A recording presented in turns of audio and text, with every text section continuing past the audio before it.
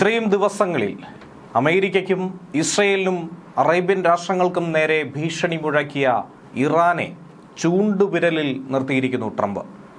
ഇനി മേലാൽ അറേബ്യൻ രാജ്യങ്ങൾക്ക് നേരെ ആക്രമണം ഘടിപ്പിച്ചാൽ പ്രതീക്ഷിക്കാത്ത തിരിച്ചടി നേരിടേണ്ടി വരും. തിരിച്ചടിക്കാൻ അറിയാഞ്ഞിട്ടല്ല, ആ തിരിച്ചടിയിൽ പകച്ചു പോകുന്ന ഇറാന് തിരിച്ചു കയറാൻ കാലങ്ങൾ എടുക്കേണ്ടി വരും. ഇനി ഖത്തറിനെ തൊടാനാണ് ലക്ഷ്യമെങ്കിൽ ലോകത്തിലെ തന്നെ ഏറ്റവും വലിയ വാതകപ്പാടം അത് നിങ്ങളുടെ പക്കലാണ്, അത് തീഗോളമാക്കുമെന്ന താക്കീതാണ് നൽകിയിരിക്കുന്നത്. ഖത്തറിന് നേരെയുള്ള ആക്രമണങ്ങൾ ഇനിയും തുടരാനാണ് നിങ്ങളുടെ ഭാവമെങ്കിൽ സൗത്ത് പാഴ്സ് ആകട്ടെ ഇന്നിപ്പോൾ ഇസ്രയേൽ ആക്രമിച്ചിട്ടേ ഉള്ളൂ, ഇനി അത് പൂർണ്ണമായും തകർക്കുമെന്നാണ് അമേരിക്കൻ പ്രസിഡന്റിന്റെ മുന്നറിയിപ്പ്. ഇറാന്റെ പ്രധാന സാമ്പത്തിക സ്രോതസ് തന്നെ ഈ മേഖല തന്നെയാണ്. 70% ഇറാൻ ഈ മേഖലയിൽ നിന്നും വാതകം ഉൽപ്പാദിപ്പിക്കുന്നത്. ഇതിനെ പൂർണ്ണമായും കത്തിച്ചാൽ ഇറാന്റെ നട്ടല്ലൊടിയുമെന്ന കാര്യത്തിൽ സംശയമില്ല. പശ്ചിമേഷ്യയിലെ സംഘർഷം കൂടുതൽ പിരിമുറുക്കമുണ്ടാകുന്ന സാഹചര്യത്തിലൂടെ കടന്നു പോകുന്നു ട്രംപിന്റെ പ്രസ്താവനയ്ക്ക് പിന്നാലെ. ഇറാനിലെ സൗത്ത് പാഴ്സ് വാതകപ്പാടത്തിന് നേരെ ഇസ്രായേൽ ഇനി ആക്രമണം നടത്തില്ലെന്ന് ട്രംപ് തന്നെ ഉറപ്പ് കൊടുത്തു. പക്ഷേ ഇനിയും ഖത്തറിന് നേർക്കാണ് നിങ്ങളുടെ ആക്രമണമെങ്കിൽ കനത്ത പ്രത്യാഘാതം ഉണ്ടാകുമെന്നാണ് പറഞ്ഞിരിക്കുന്നത്. കഴിഞ്ഞ ദിവസമായിരുന്നു ഇറാന്റെ സൗത്ത് പാഴ്സിലേക്ക് ഇസ്രയേൽ ആക്രമണം നടത്തിയത്. അതിനെക്കുറിച്ച് അറിവില്ലെന്ന് ട്രംപ് പിന്നീട് പ്രതികരിച്ചത്. അമേരിക്കയുടെ അറിവോ സമ്മതമോ ഒന്നും തന്നെ ഇല്ലാതെയായിരുന്നു ഇസ്രയേലിന്റെ ഭാഗത്തു നിന്നും അങ്ങനെ ഒരു നീക്കമുണ്ടായതെന്നാണ് ട്രംപ് പറയുന്നത്. പശ്ചിമേഷ്യയിൽ ഉണ്ടാകുന്ന സംഭവങ്ങളിലുള്ള ദേഷ്യം കാരണമാണ് ഇറാനിലെ പ്രധാനപ്പെട്ട സൗത്ത് പാഴ്സ് ഗ്യാസ് ഫീൽഡിന് നേർക്ക് ഇസ്രയേൽ ആക്രമണം നടത്തിയതെന്നാണ് മനസ്സിലാക്കാൻ കഴിയുന്നത്. ആകെ വിസ്തൃതിയുടെ താരതമ്യേന ചെറിയൊരു ഭാഗത്ത് മാത്രമേ ഇതിന്റെ ആഘാതം ഉണ്ടായിട്ടുള്ളൂ. അത് വലിയ നഷ്ടമല്ല എന്നാണ് ട്രംപ് നിലവിൽ പറയുന്നത്. എന്നാൽ ഖത്തറിലെയും മറ്റ് രാഷ്ട്രങ്ങളിലെയും ഊർജ്ജ കേന്ദ്രങ്ങളെ ലക്ഷ്യം വെച്ചുകൊണ്ട് ഇറാൻ നടത്തുന്ന ആക്രമണം അത് ട്രംപിനെ ചൊടിപ്പിക്കുന്നുണ്ട്. ഇനിയും ഖത്തറിന് നേർക്കും മറ്റ് രാജ്യങ്ങൾക്ക് നേർക്കുമുള്ള ആക്രമണം തുടർന്നാൽ അമേരിക്ക തന്നെ നേരിട്ടിടപെട്ട് ഇറാന്റെ ഈ വാതകപ്പാടം തന്നെ കത്തിക്കുമെന്നാണ് ഭീഷണി മുഴക്കുന്നത്. ഇതുവരെ കാണാത്ത അത്രയും ശക്തിയോടെ പ്രഹരത്തോടെ അമേരിക്ക തിരിച്ചടിച്ചിരിക്കുമെന്നുള്ള കാര്യം ഇറാൻ മറക്കേണ്ടതില്ല എന്നാണ് മുന്നറിയിപ്പ്. ലോകത്തിൽ തന്നെ ഏറ്റവും വലിയ ദ്രവീകൃത പ്രകൃതിവാതക കയറ്റുമതി പ്ലാന്റ് സ്ഥിതി ചെയ്യുന്ന ഖത്തറി സമുച്ചയത്തിന് നേരെയാണ് ഈ ആക്രമണം ഉണ്ടായത്. വ്യാപകമായ നാശനഷ്ടമുണ്ടായി. ഈ മാസം ആദ്യം ഉൽപാദനം നിർത്തലാക്കുന്നതിന് മുന്നേ ആഗോള വിതരണത്തിന്റെ 1/5 ഭാഗത്തോളം കൊടുത്തിരുന്നത് LNG പ്ലാന്റ് സ്ഥിതി ചെയ്ത റാസ് ലഫാൻ ഇൻഡസ്ട്രിയൽ സിറ്റിയിൽ നിന്നായിരുന്നു. ഇവിടെയാണ് ഇറാന്റെ മിസൈൽ ആക്രമണം ഉണ്ടായത്. 4 മിസൈലുകളെ തടഞ്ഞെങ്കിലും 1 നിർവീര്യമാക്കാൻ സാധിച്ചില്ലെന്നാണ് അധികൃതർ പറയുന്നത്. മേഖലയിലെ പ്രധാനപ്പെട്ട ഊർജ്ജ കേന്ദ്രങ്ങളെ ആക്രമിച്ചതോടെ ആഗോള വിപണിയിൽ എണ്ണവിലയാകട്ടെ കുതിച്ചുയർന്നതും നമുക്കറിയാവുന്നതാണ്. സമാധാന ചർച്ചകൾക്ക് പകരം ആക്രമണ പ്രത്യാക്രമണങ്ങൾ ഉണ്ടാകുന്ന ഘട്ടത്തിൽ ലോക സമ്പദ് വ്യവസ്ഥയ്ക്ക് തന്നെ ആഗോള സ്ഥിരതയ്ക്ക് തന്നെ വൻ ഭീഷണിയായി ഈ യുദ്ധം മാറുന്നു. ലോകത്തെ എണ്ണ വിതരണത്തിന്റെ 1/5 കടന്നു പോകുന്ന ഹോർമുസ് കടലിടുക്കടക്കം അടഞ്ഞുകിടക്കുന്ന ഘട്ടത്തിൽ അവിടെയും പ്രതിസന്ധി നിലനിൽക്കുന്ന സാഹചര്യത്തിൽ എന്താകും ഇനി ഭാവി എന്നുള്ള അനിശ്ചിതത്വം മാത്രമാണ് ഉയരുന്നത്.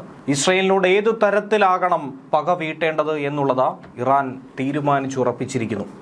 അതിശക്തമായ മിസൈലുകളുടെ കമനീയ ശേഖരം തുറന്ന് അതിഭീകര പ്രഹരം നൽകാൻ തന്നെയാണ് തീരുമാനിച്ചിരിക്കുന്നത്.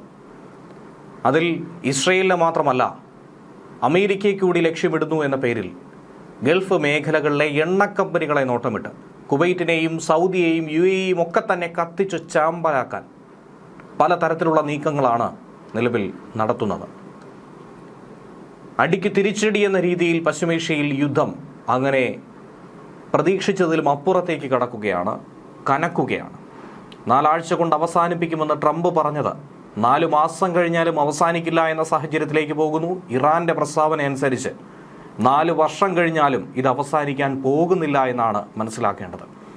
ഇറാന്റെ ഏറ്റവും വലിയ പ്രകൃതിവാതക സ്രോതസ്സായിട്ടുള്ള സൗത്ത് പാഴ്സ് ഫീൽഡിന് നേരെ ഇസ്രയേൽ ഒരു ആക്രമണം നടത്തി.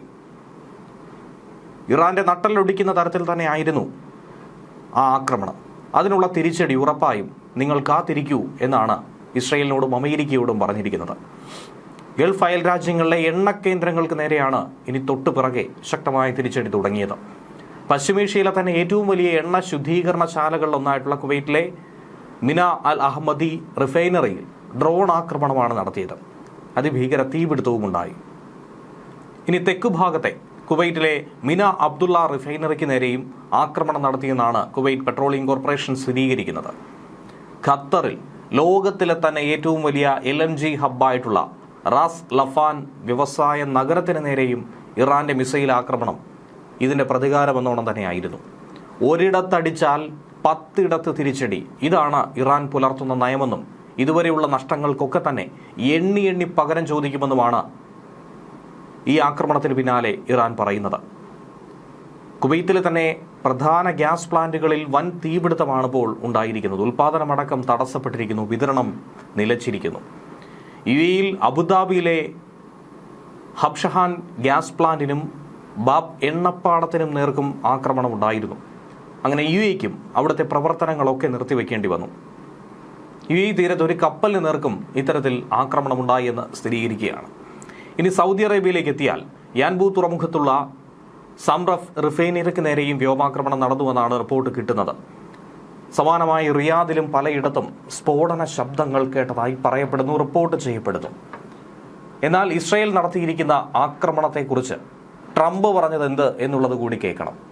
സൗത്ത് പാഴ്സ് വാതക പാടത്തിന് നേർക്ക് ഇസ്രായേൽ ഒരു ആക്രമണം നടത്തിയതിനെക്കുറിച്ച് തനിക്ക് അറിവില്ലെന്നാണ്, അമേരിക്കയെ അറിയിച്ചിട്ടില്ലെന്നാണ് ട്രംപ് ട്രൂത്ത് സോഷ്യലിലൂടെ അവകാശപ്പെടുന്നത്. തങ്ങൾ അറിയാതെ ഒരു ആക്രമണം ഇസ്രായേൽ നടത്തിയിരിക്കുന്നു. ഗൾഫിലുടനീളമുള്ള എണ്ണ കേന്ദ്രങ്ങൾക്ക് നേരെ ഇറാൻ ഇനിയും ലക്ഷ്യം വയ്ക്കുകയാണെങ്കിൽ അമേരിക്ക കർശന നടപടി സ്വീകരിക്കേണ്ടി വരുമെന്ന താക്കീത് കൂടിയാണ് ഈ ഘട്ടത്തിൽ നൽകുന്നത്. ഇസ്രായേൽ നടത്തിയ ആക്രമണത്തിന് അമേരിക്കയെ പഴിക്കുന്നു എന്ന പേരിൽ അറേബ്യൻ രാജ്യങ്ങളുടെ എണ്ണപ്പാടങ്ങളെ നോട്ടമിടുന്നത് എന്ത് ന്യായമാണ് അതിന് പിന്നിലുള്ളത്? എണ്ണപ്പാടങ്ങളെ നോട്ടമിട്ട് കഴിഞ്ഞാൽ അമേരിക്കയ്ക്ക് പൊള്ളുമോ?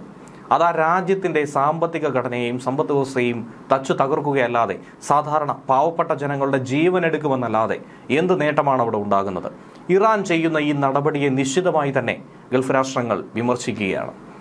ഇറാന്റെ ഭാവിയെ കരുതി ദൂരവ്യാപകമായ പ്രത്യാഘാതങ്ങൾ ഉണ്ടാക്കുന്ന വലിയ തോതിലുള്ള ഈ നാശം വിതയ്ക്കുന്ന ആക്രമണത്തിന് അനുമതി നൽകാൻ താൻ എന്തായിരുന്നാലും ആഗ്രഹിക്കുന്നില്ല എന്നാണ് ട്രംപ് പറഞ്ഞത്. എന്ന് കരുതി തിരിച്ചടിക്കാൻ താൻ മടിക്കില്ല എന്നുള്ള ഒരു ഭീഷണി കൂടി, താക്കീത് കൂടി ഇതോടൊപ്പം കൂട്ടിച്ചേർത്തിട്ടുണ്ട്. ഇസ്രായേലിന്റെ ആക്രമണത്തിൽ അമേരിക്കയ്ക്ക് പങ്കില്ല എന്ന് കൃത്യമായി പറയുന്നു. പിന്നെ എന്തിന് തങ്ങൾക്ക് നേർക്ക്, തങ്ങളുടെ സഖ്യരാഷ്ട്രങ്ങൾക്ക് നേർക്ക് ആക്രമണം നടത്തണം? ലോകത്തിലെ ഏറ്റവും വലിയ പ്രകൃതി വാതക പാടം തന്നെയാണ് ഇറാന്റെ സൗത്ത് പാഴ്സ് എന്ന് പറയുന്നത്. ഇന്നലെയായിരുന്നു, മാർച്ച് 18 ഇസ്രായേൽ ആക്രമണം നടത്തിയത്. അതിന്റെ പ്രതികാരമെന്നോണം തന്നെയാണ് ഇന്നത്തെ ഈ നീക്കങ്ങളും. ഇറാന്റെ മൊത്തം വാതക ഉൽപ്പാദനത്തിന്റെ 70% ഇവിടെ നിന്ന് ലഭിക്കുന്നത്. അതുകൊണ്ട് തന്നെയാണ് ഇറാൻ ഇത്രയധികം പൊള്ളിയത്. ഈ പ്രദേശമെന്ന് പറയുന്നത് ഇറാനും ഖത്തറിനും ഒരുപോലെ തന്നെ അവകാശപ്പെട്ട ഒരു മേഖല കൂടിയാണ്. ഈ ആക്രമണത്തെ തുടർന്ന് ആഗോള വിപണിയിലടക്കം എണ്ണവില കുതിച്ചുയർന്നത് കാണാൻ സാധിക്കുന്നുണ്ട്. ബ്രെന്റ് ക്രൂഡ് ഓയിൽ വില ബാരലിന് $115 കടന്നിരിക്കുന്നു.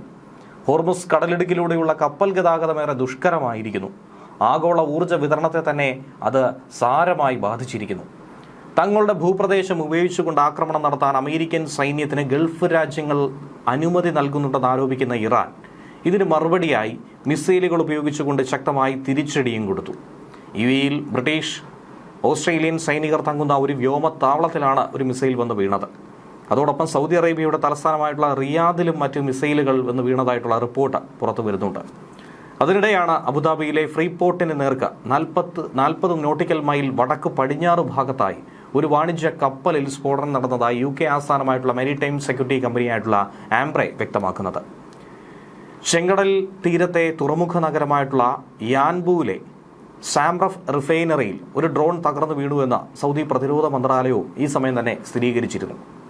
ആക്രമണത്തിലുണ്ടായ നാശനഷ്ടങ്ങൾ വിലയിരുത്തി വരുന്ന ഒരു ഘട്ടം കൂടിയാണ്.